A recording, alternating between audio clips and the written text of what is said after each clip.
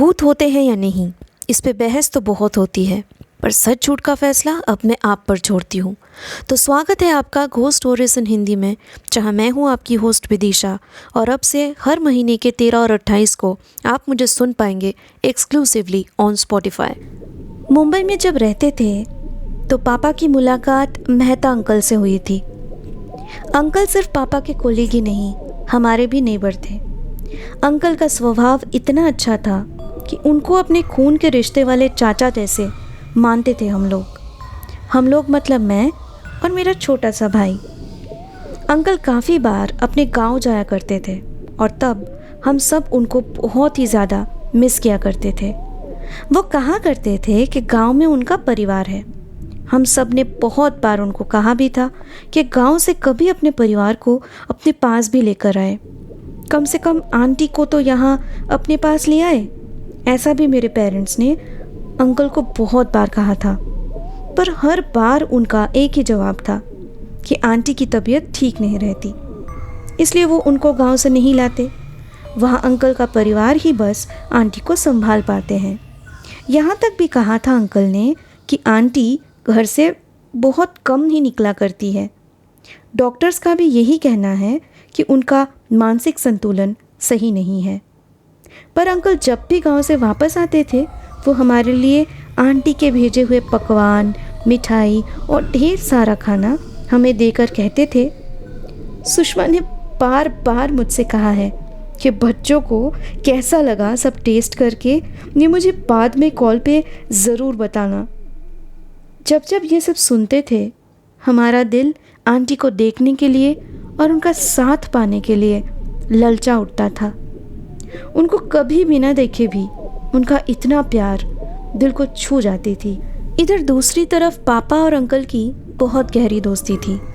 Colleague तो वो थे ही, और साथ में वो एक दूसरे के साथ अपने सुख दुख की बातें भी शेयर किया करते थे। ऑफिस के प्रॉब्लम भी कई सारे होते हैं तो एक दूसरे से वो बातें भी कर लिया करते थे। अच्छा लगता था ये देखकर कि पापा उस अनजान शहर में भी अकेला नहीं महसूस करते थे। वैसे तो मेरे पापा किसी से ज़्यादा बात नहीं करते थे, तो दोस्त बनाना उनके बस की नहीं थी। पर मेहता अंकल जैसा दोस्त हो तो अकेले रहने का कोई सवाल ही पैदा नहीं होता। अंकल बिल्कुल अलग थे, हंसमुख और हर किसी के साथ घुल मिलने वाले। एक बार की ही बात है जब मैंने उनसे आखिर बोल ही दिया, अंकल आप आंटी को ले ही आओ ना, हम सब मिलकर उनका देखभाल भी कर लेंगे। पर ऐसे बस उनके बारे में सुनकर मन नहीं भरता। प्लीज़ अंकल मान जाओ ना, उनको बस लेकर आओ, बाकी हम सब संभाल लेंगे, कोई तकलीफ़ नहीं होने देंगे उनको। अंकल इस बात पे ज़ोर ज़ोर से हंसने लगे और बोल पड़े, तुम इतनी छोटी हो, खुद को संभाल नहीं पाती और आंटी का ख्याल रखने की बात कर रही। क्यों बेटा, मैं अब पसंद नहीं आ रहा क्या तुम दोनों को, जो हर वक्त आंटी आंटी करे जा रही। माँ उनकी बातों को बीच में रोककर बोली, अरे भाई साहब, बच्ची ठीक ही तो बोल रही है, अब आप भाभी को लेकर ही आइए, इतना मत सोचिए, हो सकता है यहाँ पर आने से उनकी तबीयत में सुधार आ जाए। पापा भी माँ की बातों से सहमत होने पर अंकल थोड़ी सोच में पड़ गए और एक गहरी सांस लेकर बोले,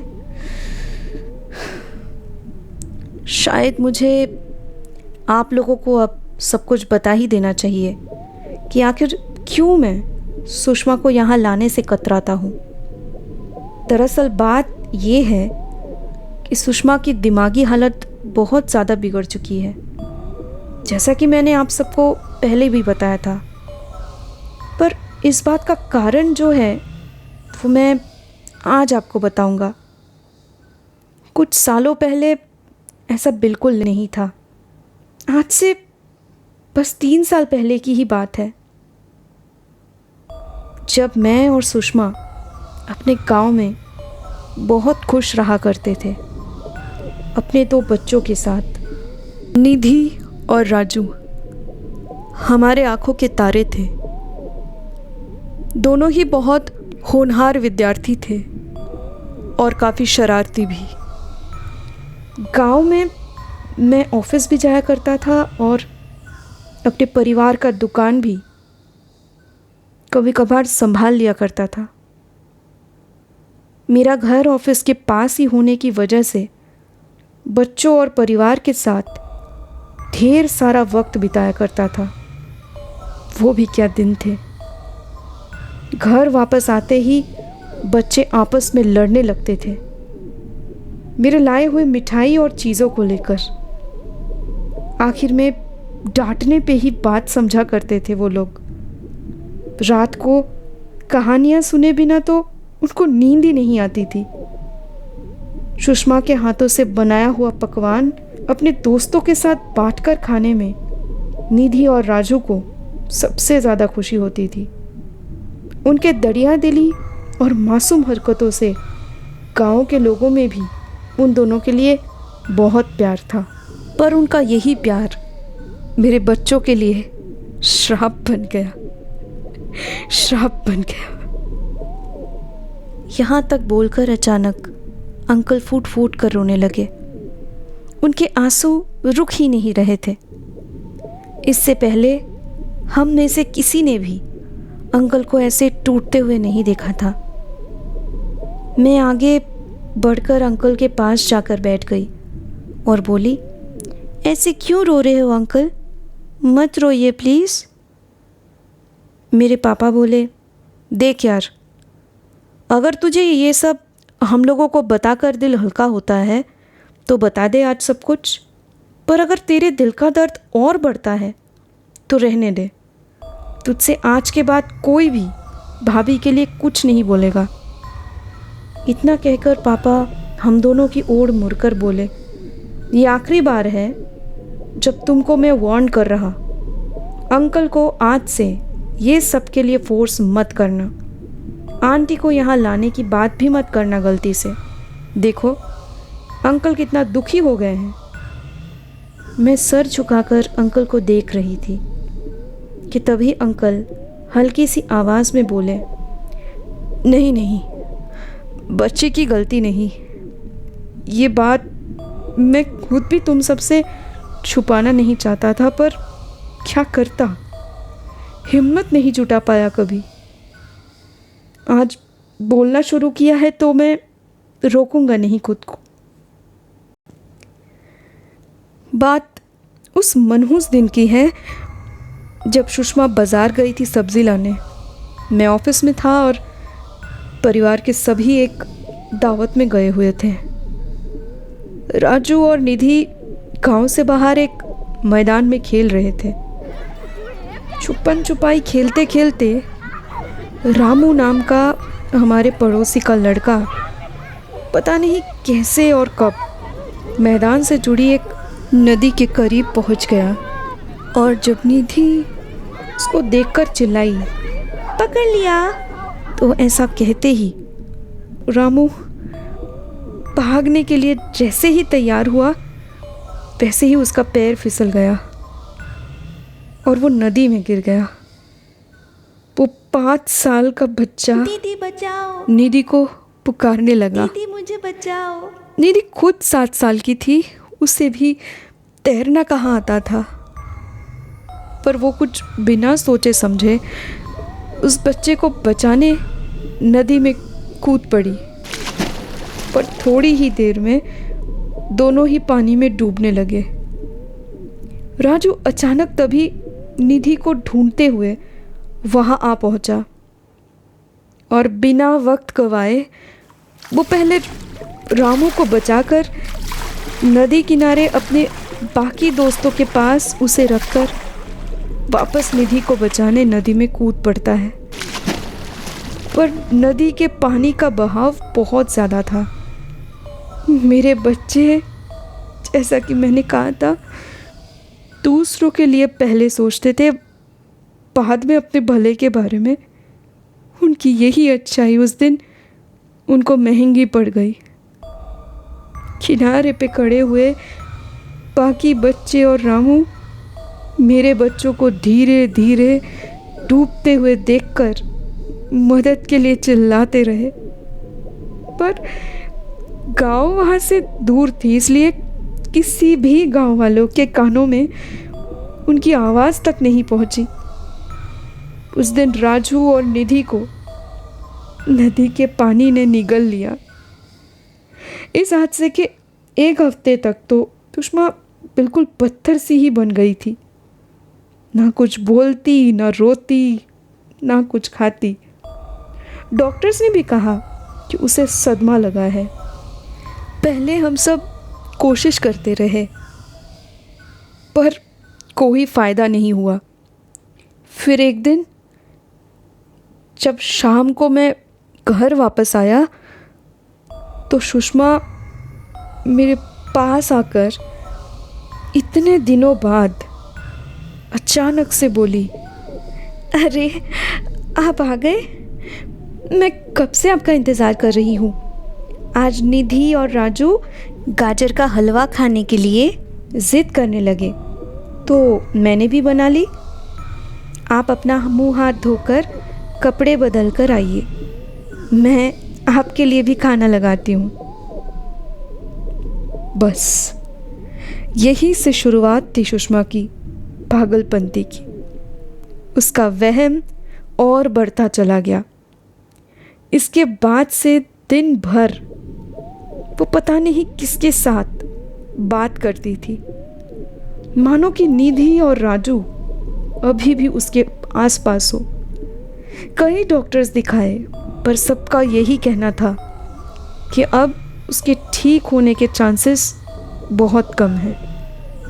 आस पड़ोस के लोग उसे पगली बुलाने लगते तो वो और बौखला उठती थी और उनको निधि और राजू की मौजूदगी महसूस कराने की पूरी कोशिश करती रहती थी।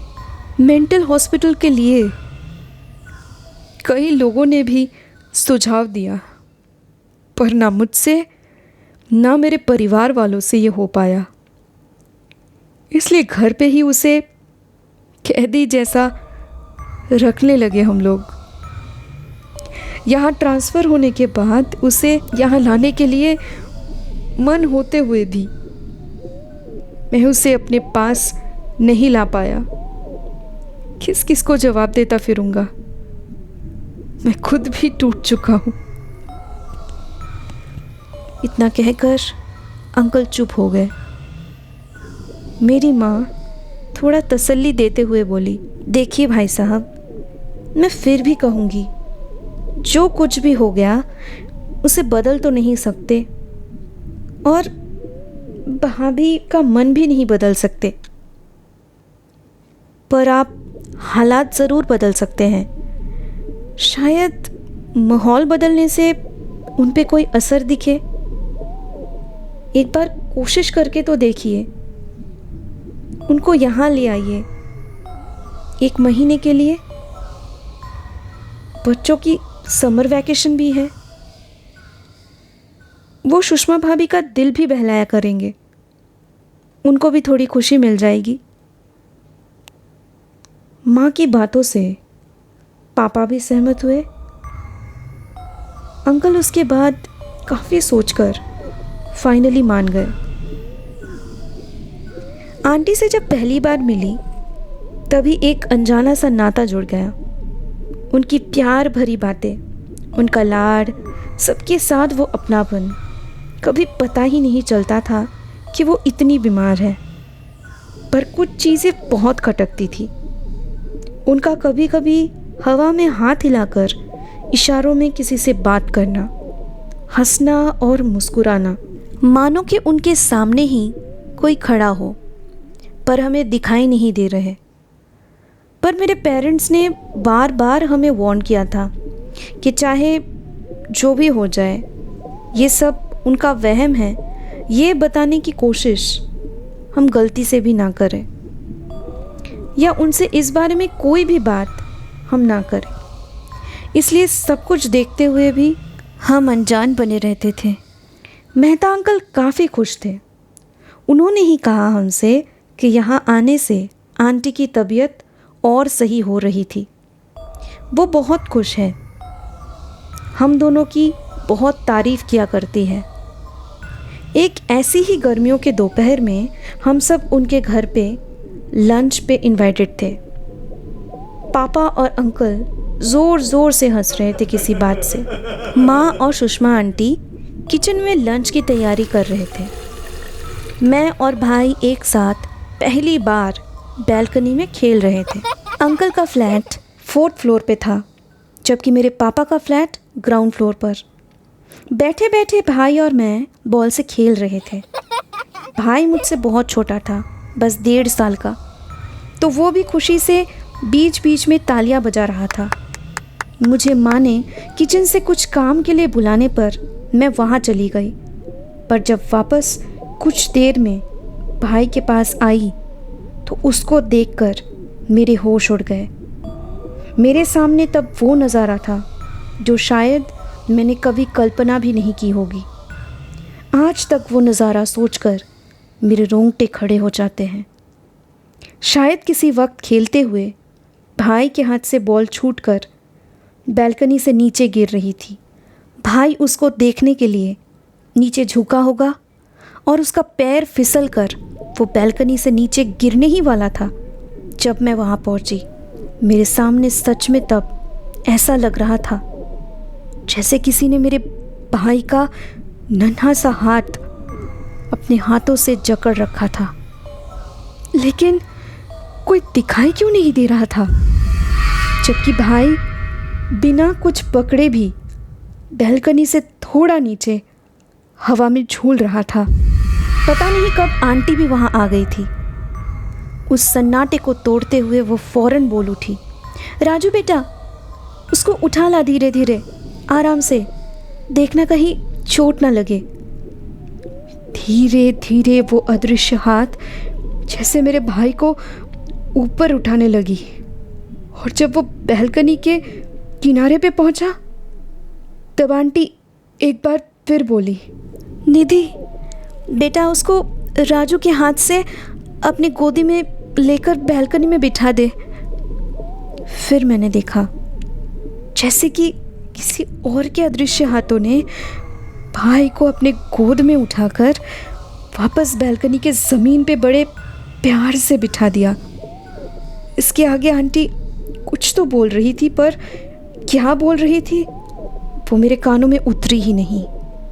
पर ये मैं ज़रूर समझ गई कि आंटी पागल नहीं है, ना ही निधि और राजू का उनके पास रहना कोई वहम।